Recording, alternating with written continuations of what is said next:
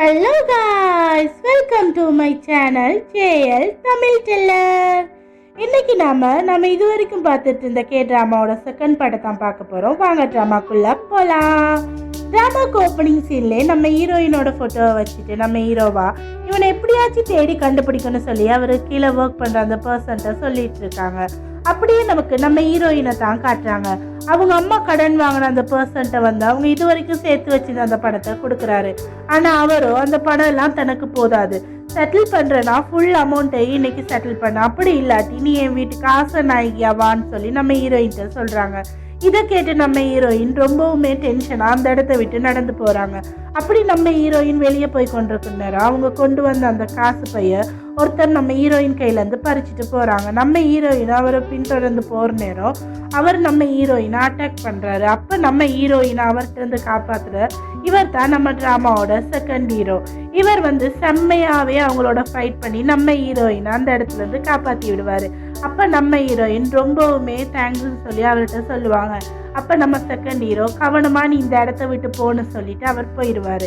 அப்படியே நமக்கு சீனியர்ஸ் குரூப்பை காட்டுறாங்க. சீனியர்ஸ் எல்லாருமே சேர்ந்து நம்ம ஹீரோவாக்கு எதிராக தான் ஏதோ ஒன்று பிளான் பண்ணுறாங்க. நம்ம தேர்ட் ஹீரோவும் இதில் இருக்கிறாரு.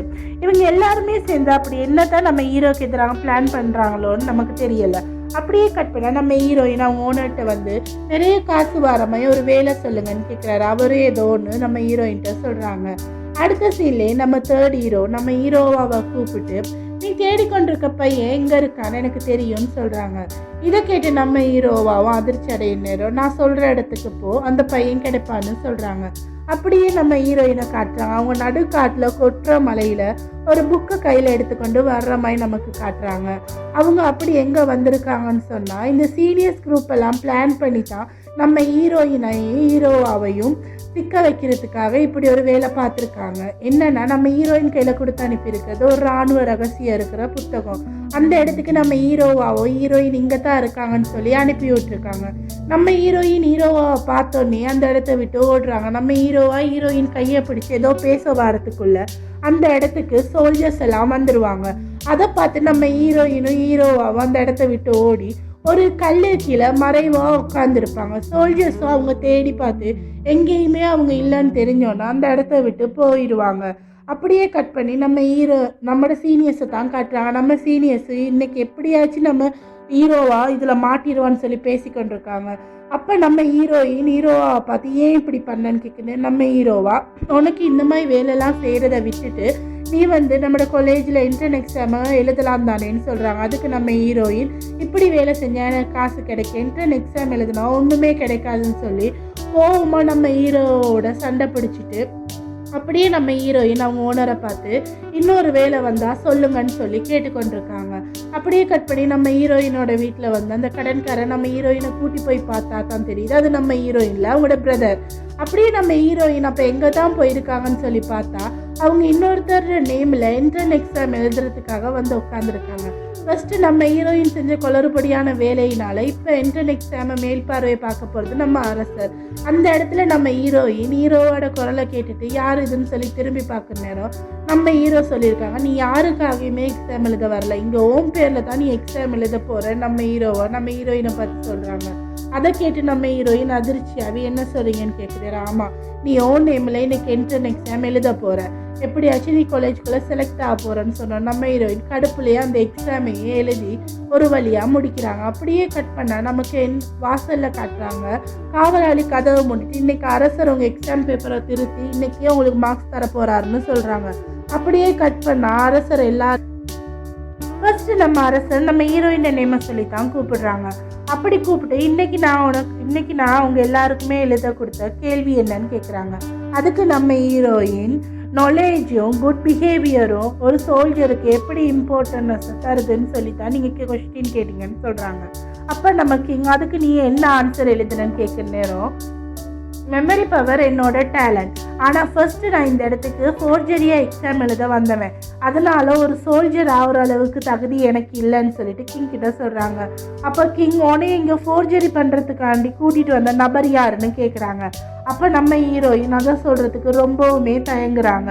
அப்போ கிங் திரும்பவும் கேட்குற நேரம் நம்ம ஹீரோயின் தயங்குறத பார்த்துட்டு நம்ம ஹீரோவா நான் தான் ஹீரோயினை இந்த இடத்துக்கு ஹீரோவை இந்த இடத்துக்கு வர.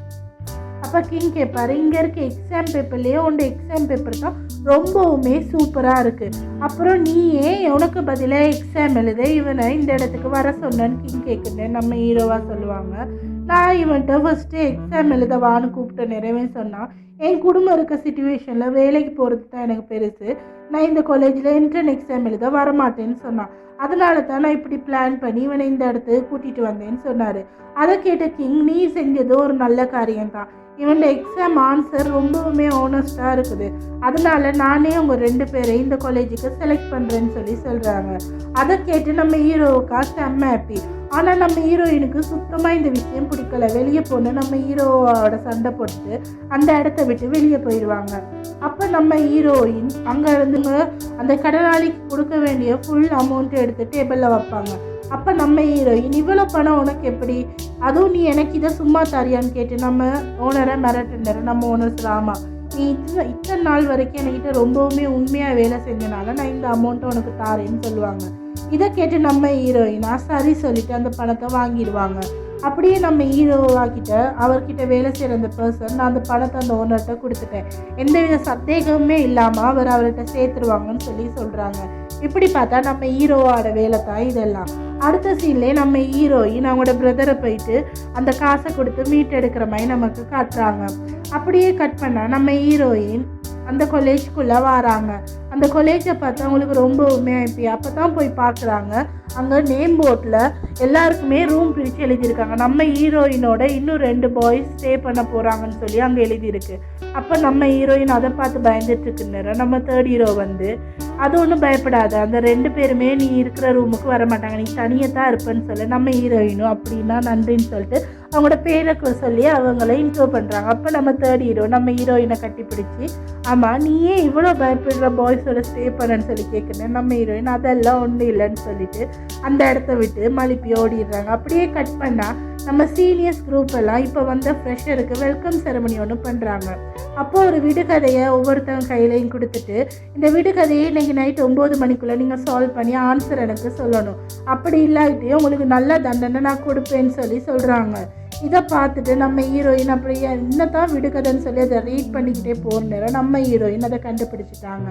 சரி, இது தான் இந்த விடுகதைக்கு ஆன்சர் சொல்லி நம்ம ஹீரோயின் யோசிச்சு கொண்டு இருக்கிற நேரத்தில் சீனியர்ஸை காட்டுறாங்க. நம்ம 3rd ஹீரோ லீ சான் ஜூனுக்கும் கிம் யோ சிக்கு தான் நான் ரொம்பவுமே கஷ்டமான ஒரு விடுகதையை கொடுத்துருக்கோம், அவங்க இதை எப்படி தான் சால்வ் பண்ணுவாங்கன்னு பார்க்க நான் ரொம்பவுமே ஆர்வமாக இருக்கிறேன்னு சொல்லிட்டு அவர் சீனியர் லீடர்கிட்ட நம்ம 3rd ஹீரோ சொல்கிற மாதிரி நமக்கு காட்டுறாங்க. அப்படியே கட் பண்ணால் நம்ம ஹீரோயின் தான் அந்த விடுகதைக்கான ஆன்சரை தேடி அந்த பெண்கள் விடுதிக்கு போயிருக்க மாதிரி நமக்கு காட்டுறாங்க. அங்கே இருக்க பெண்களும் நம்ம ஹீரோயினை பிடிச்சி வச்சுட்டு நம்ம ஹீரோயின்கிட்ட மம்பிள் பண்ணுறாங்க. ஆனால் நம்ம ஹீரோயின், நான் உங்களை பார்க்க வரல, இங்கே இருக்கிற ரொம்பவுமே அழகான பொண்ணு சோசன் எங்கன்னு கேட்குறாங்க. அப்போ அவங்கெல்லாம் சேர்ந்து சோசனை விட நாங்கள் அழகுன்னு சொல்லி நம்ம ஹீரோயின்கிட்ட பிரச்சனை பண்ணுறாங்க. அப்போ தான் நமக்கு இந்த வில்லனை காட்டுறாங்க. இவர் வந்து இந்த நாட்டோட இராணுவ அமைச்சராக இருக்கிறாரு. இவர் நம்ம ஜோசன்ட்ட கொஞ்சம் மிஸ்பிஹேவ் பண்ணி கொண்டிருக்கிற நேரம் நம்ம ஹீரோயினை அந்த கேர்ள்ஸ் எல்லாம் அங்கேருந்து திரட்டி கொண்டு வருவாங்க. அந்த டைம் நம்ம ஹீரோயின் இந்த இடத்துல வந்து விழுந்துருவாங்க. அப்போ நம்ம ஜோசன் மேலே இருந்த ட்ரெஸ்ஸும் கலண்டுரும். அப்போ நம்ம ஹீரோயினை பார்த்து நீ யாருன்னு சொல்லி அந்த வில்லன் கேட்குற நேரம் அங்கே அவரை திரட்டி வந்த பெண்கள்லாம் இவர் வந்து அரசரால் தேர்ந்தெடுக்கப்பட்ட நம்மளோட புதிய காலேஜ் மாணவர்னு சொல்லுவாங்க. அப்போ அதை பார்த்து நம்ம ஹீரோயின், சாரி நான் இந்த இடத்துக்கு வந்திருக்கக்கூடாதுன்னு சொல்லி போகிறேன். நம்ம ஜோசன் மேலே ஆடை இல்லாமல் இருக்கிறத பார்த்துட்டு நம்ம ஜோசன் மேலே ஒரு ட்ரெஸ்ஸையும் போற்றி விடுவாங்க. போற்றி விட்டு உங்களோட மகன் தான் ஜோசனை கூட்டிகிட்டு வர சொல்லி என்னை இந்த இடத்துக்கு அனுப்பி வச்சிருக்கிறாரு, இப்போ நான் ஜோசனை கூட்டிகிட்டு போகலாமான்னு சொல்லி கேட்பாங்க. அதுக்கு அவரும் சரி நீ அப்போ ஜோசனை கூட்டிகிட்டு போகலான்னு சொல்லுவாங்க.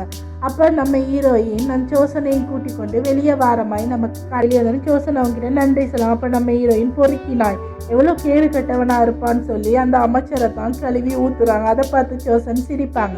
அடுத்த சீனில் நம்ம ஹீரோவை தான் காட்டுறாரு. அவர் அந்த விடுகதையை புரியாமல் ரீட் பண்ணி கொண்டு போய் கொண்டிருக்க நேரம் அவரு கீழே ஒர்க் பண்ணுற அந்த பர்சன் வந்து இந்த விடுகதை உங்களுக்கு புரியாதுன்னு எனக்கு தெரியும், இது என்ன சொல்லுதுன்னா ஒரு அதிகாரம் மிக்க ஒரு நபரிட இளம் பெண்ணை குறிக்குது, அப்படின்னா யாரு, நம்ம இராணுவ அதிகாரியிட மகளை குறிக்குதுன்னு சொல்றாங்க. இவர் தான் நம்ம இராணுவ அமைச்சரிடம் மகன். இவ வந்து நம்ம சீனியர் லீடரோட சிஸ்டரும் கூட. இவகிட்ட தான் நம்ம லீ சான்யூனா அந்த கவிதையை சொல்ல அனுப்பியிருக்காங்க. அவர் இவகிட்ட வந்து சொன்னோன்னே நம்ம சிஸ்டர்கிட்ட மிஸ்பிஹேவ் பண்ண ட்ரை பண்ணான்னு சொல்லி அவங்க ஃப்ரெண்ட்ஸை அனுப்பி நம்ம ஹீரோவா பிடிச்சி வெக்கப்படுத்துறது தான் இவங்களோட பிளான். பட் நம்ம ஹீரோவா எப்படி அவங்களோட பிரதர் தன்னோட சிஸ்டர்கிட்டையே அனுப்புவாங்க சொல்லி யோசிச்சுட்டு இருக்க நேரம் நம்ம ஹீரோயினையும் சோசனையும் தான் நமக்கு காட்டுறாங்க. சோசன் நம்ம ஹீரோயின்ட்டு நீங்கள் என்னையே தேடி இவ்வளோ தூரம் வந்து ரீசன் என்னன்னு கேட்குற நேரம் நம்ம ஹீரோயின் சோசன்ட்டு உன்னோட ட்ரெஸ் ஒன்று எடுத்துகிட்டு வர சொல்லி எனக்கு டாஸ்க் கொடுத்துருக்கு, அதனால தான் நான் உன்னைய தேடி வந்திருக்கிறேன்னு சொல்லுவாங்க. அப்போ சோசன் உங்களுக்கு ட்ரெஸ் தானே வேணும்னு சொல்லி அவங்க ட்ரெஸ் ஒன்று எடுத்து நம்ம ஹீரோயின்கிட்ட கொடுப்பாங்க. அப்போ நம்ம ஹீரோயின் இந்த ட்ரெஸ்ஸை நான் வெறுசாக கொண்டு போய் விரும்பலைன்னு சொல்லி அங்கேயே உட்காந்து அந்த ட்ரெஸ்ஸில் கொஞ்சம் ஃப்ளவர்ஸ் வரைவாங்க. அப்போ சோசன் ஏன் ஃப்ளவர்ஸை மட்டும் வரைகிறீங்க, நான் சொல்கிறேன் இந்த கவிதையும் எழுதிக்கோங்கன்னு சொல்லி ஒரு கவிதை சொல்லுவாங்க. நம்ம ஹீரோயினும் அந்த கவிதையை ஃபுல்லாக அந்த ட்ரெஸ்ஸில் எழுதுவாங்க. அப்படியே நம்ம ஹீரோயின் அந்த கவிதையை எழுதிட்டு அந்த ட்ரெஸ்ஸை கொண்டு போக நேரம் நம்ம ஹீரோவும் அந்த பெண்ணையும் தான் காட்டுறாங்க.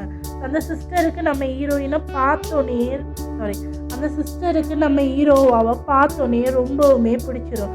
அதனால தன்னோட பிரதர்கிட்ட நம்ம ஹீரோவாவை காட்டி கொடுக்காம அவர் அந்த இடத்துல இருந்து எஸ்கேப் பண்ணி அனுப்பிடுவாங்க. அடுத்த சீன்லேயே நமக்கு ஒரு முகமுடி போட்ட நபர் ஒரு ரெட் கலர் நோட்டீஸை ஊரு ஃபுல்லாக பரப்புறமாய் தான் காட்டுவாங்க. அது என்னன்னா ஒரு சீக்ரெட் புக்கை பற்றின ரகசியத்தை தான் அவர் எழுதி பரப்பி வச்சிருக்கிறாரு. இதை பார்த்து எல்லாருமே இது என்னன்னு சொல்லி யோசிச்சு கொண்டிருக்கிற நேரம் நம்ம இராணுவ அமைச்சரையும் அவர் அட்டாக் பண்ண பார்ப்பாரு. அப்போ அவரை போய் பிடிச்சிட்டு வர சொல்லி இராணுவ அமைச்சர் உத்தரவு கொடுக்குற நேரம் அவர் அந்த இடத்த விட்டு ஓடி போறேன்னு நம்ம ஹீரோயின் கண்ணில் மாட்டிடுவாங்க. அப்போ நம்ம ஹீரோயின் அவரை பார்த்து ஷொக்காகி நிற்கிற நேரம் சோல்ஜர்ஸ் வந்து நீ அந்த நபரை பார்த்தியான்னு கேட்குறேன். நம்ம ஹீரோயின் இல்லைன்னு போய் சொல்லிடுவாங்க. பார்த்தா அவர் அங்கனிக்கேற்ற ஒளிஞ்சிருப்பாங்க. நம்ம ஹீரோயின் செஞ்ச உதவிக்கு ரொம்பவுமே தேங்க்ஸ் சொல்லிட்டு அவர் அங்கனிக்கிருந்து போயிடுவார். நம்ம ஹீரோயின் அதுக்கு அடுத்த சீனில் நமக்கு நம்ம ஹீரோவோட அப்பாவை தான் காட்டுறாங்க. அவரும் இந்த வில்லனும் சேர்ந்து இந்த புக் என்னன்னு சொல்லி நம்ம சீக்கிரம் கண்டுபிடிக்கணும்னு சொல்லி பேசிக்கொண்டிருக்க மாதிரி நமக்கு காட்டுறாங்க. அதே மாதிரி அந்த முகமுடி நபரையும் நம்ம சீக்கிரத்திலேயே தேடி பிடிக்கணும், இல்லாட்டி நமக்கு தான் பிரச்சனைன்னு சொல்லி சொல்கிறாங்க. அடுத்த சீனில் நம்ம ஹீரோயின் அவங்க கொண்டு வந்த அந்த ட்ரெஸ்ஸை நம்ம தேர்ட் ஹீரோ கிட்ட கொடுக்குறாங்க. நம்ம தேர்ட் ஹீரோ அதில் இருக்கிற 6 ஃப்ளவரை பார்த்துட்டு இது உண்மையிலே சோசன் ட்ரெஸ் தான் சொல்கிறாங்க. அப்போ இன்னொரு லீடர் அதை வாங்கி பார்த்துட்டு ஆமாம் சோசன் இதில் கவிதை அனுப்பியிருக்காங்கன்னு சொல்ல நேரம் அதை ரீட் பண்ணுறாங்க. இன்னைக்கு இரவு நான் உன்னோட இருந்ததை ரொம்ப சந்தோஷமாக நினைக்கிறேன்னு சொல்ல நேரம் நம்ம லீடருக்கா செம்மையாக கோவம் வருது. ஏன்னா அவர் சோசனை ஒன் சைடாக லவ் பண்ணுறாரு. அப்போ நம்ம ஹீரோயின் இந்த டாஸ்கில் வின் பண்ணனால அவங்களுக்கு ஸ்டூடெண்ட்டினான ஒரு பதவியையும் கொடுக்குறாங்க. ஆனால் நம்ம ஹீரோவாவோ அவர் கொடுத்த டாஸ்கை இன்னைக்கு நிறைவேற்றலைன்னு சொல்லிட்டு அவருக்கு தண்டனை கொடுக்குற மாதிரியான சூழ்நிலை ஏற்படுது. அப்போ நம்ம ஹீரோயின் வந்து இவருக்கு தண்டனை கொடுக்காதீங்க, இன்னைக்கு வின் பண்ணனா எனக்கு ஒரு ரிக்வஸ்ட் இருக்குது, அந்த ரிக்வஸ்ட் என்னன்னா நம்ம ஹீரோவா இந்த தண்டனையிலேருந்து நீங்கள் ரிலீஸ் பண்ணி விடணும்னு சொல்லி சொல்கிறாங்க. அப்போ அந்த லீடர் சொல்கிறாங்க உனக்கு கொடுத்துருக்க இந்த இது ரொம்பவுமே வெளிவானது, நீ இதில் என்ன வேணாலும் கேட்கலாம், ஆனாலும் உனக்கு இந்த ஹீரோவை தான் ரிலீஸ் பண்ணணுமான்னு கேட்குற நேரம் எனக்கு இந்த ஹீரோவை தான் ரிலீஸ் பண்ணணும்னு சொல்கிறாங்க. அப்போ அந்த ஹீரோவா நீ என்னை ரிலீஸ் பண்ணதுக்கு ரொம்பவுமே தேங்க்ஸ்ன்னு சொல்கிறாங்க. அதை கேட்டு நம்ம ஹீரோயின் சந்தோஷப்படுறாங்க. அடுத்த சீன்லேயே நமக்கு கொஞ்சம் சீனியர்ஸ் குரூப்பாக காட்டுறாங்க. இவங்க ரொம்பவுமே ரிச்சான சீனியர்ஸ் குரூப். இவங்கக்கிட்ட வந்து இவங்க எல்லாருமே சரினா லீ சான்யூ நீங்கள் தான் இருக்கணும், ஆனால் அவன் போய் அங்கே தங்கிட்டான்னு சொல்லி ரொம்பவுமே கோவமாக பேசுகிறாங்க. அப்படியே நம்ம தேர்ட் ஹீரோ சொல்கிறாரு இன்றைக்கி அந்த ரூமுக்கு நம்மளோட செகண்ட் ஹீரோ வரப்போகிறான். அவன் கொஞ்சம் லூசு பையன், அவன் வந்தோடனே லீ சான்யூனோடையும் ஹீரோயினோடையும் பிரச்சனை பண்ணுவான். நாமளும் அதில் கொஞ்சம் குளிர் காயலான்னு சொல்லிட்டு மற்ற சீனியர்ஸ் கிட்டலாம் சொல்லிட்டு அந்த இடத்துக்கு அவங்களையும் கூட்டிகிட்டு போக வெளிக்கிடுறாங்க. அப்படியே கட் பண்ணி நமக்கு ரூமில் தான் காட்டுறாங்க. நம்மளோட ஹீரோயினை பார்த்து நீ இப்படியே தூங்க போகிறோம், ட்ரெஸ்ஸை சேஞ்ச் பண்ணிவிட்டு கம்ஃபர்டபுளாக படுன்னு சொல்கிறாங்க. அதை கேட்டு நம்ம ஹீரோயின் அதெல்லாம் எனக்கு தேவையில்லைன்னு சொல்லிட்டு அந்த இடத்த விட்டு தெரிச்சு ஒரு நேரம் நம்ம தேர்ட் ஹீரோ ரூமுக்குள்ளே என்ட்ரி ஆகுறாரு. நம்ம ஹீரோயினை பார்த்துட்டு அவர் வாருன்னு நம்ம ஹீரோவா நீயா இந்த எங்களோட ஸ்டே பண்ண போகிறேன் இன்னொரு ஸ்டூடெண்ட் கேட்க நேரம் ஆமாம் நான் மட்டும்தான் இந்த ரூமில் ஸ்டே பண்ண போகிறேன், நீங்கள் எல்லாம் வெளியே போகிறீங்கன்னு சொல்கிறார். அதுக்கு நம்ம ஹீரோவா அதெல்லாம் முடியாது, வேணா எங்களோட ஸ்டே பண்ணிக்கோ, அப்படி இல்லாட்டி நீ வெளியே போய் பாருன்னு சொல்லிட்டு ரொம்பவுமே கோவமாக சொல்கிறாரு. நம்ம தேர்ட் ஹீரோ வெளியே இருந்துக்கிட்டு இப்போ பிரச்சனை ஆரம்பிக்க போகுது 1 2 3 சொன்னார். உள்ள எல்லாருமே படுத்துருவாங்க. அப்போ நம்ம ஹீரோ ஹீரோயின்ட்டு நீ இப்படியே நைட் ஃபுல்லாக நிற்க போறியா, ஒழுங்கா வந்து படுன்னு சொல்லி ஒரு காலால் எட்டியோ ரோதோன்னு கொடுப்பாரு. நம்ம ஹீரோயின் நேராக வந்து பெட்லேயே விழுந்துருவாங்க. அப்படியே இந்த ட்ராமாவோட செகண்ட் பார்ட் முடியுது. அடுத்து என்ன ஆச்சுன்னு சொல்லி நாங்கள் நெக்ஸ்ட் பார்ட்ல பார்க்கலாம். அண்ட் இந்த ட்ராமாவை பற்றின உங்கள் கருத்துக்களை கமெண்ட்ல சொல்ல மறக்காதீங்க. உங்ககிட்ட இந்த விடைபடுற நான் லாவண்யா.